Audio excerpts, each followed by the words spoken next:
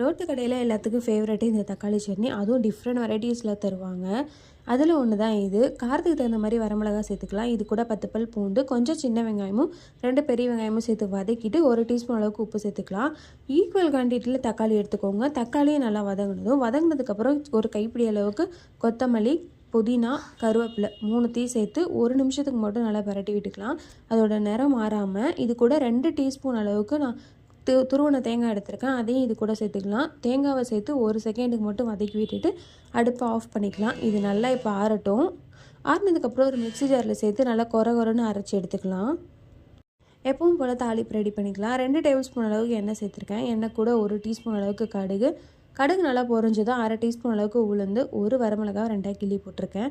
கொஞ்சமாக கருவேப்பிலையும் சேர்த்துக்கிறேன். எல்லாத்தையும் நல்லா வதங்கினதுக்கப்புறம் நம்ம அரைச்சி வச்சுருக்க சட்னியை சேர்த்து நல்லா கலந்து எடுத்துக்கலாம். செம்மையாக இருக்கும். ட்ரை பண்ணி பாருங்கள். Happy cooking, happy eating.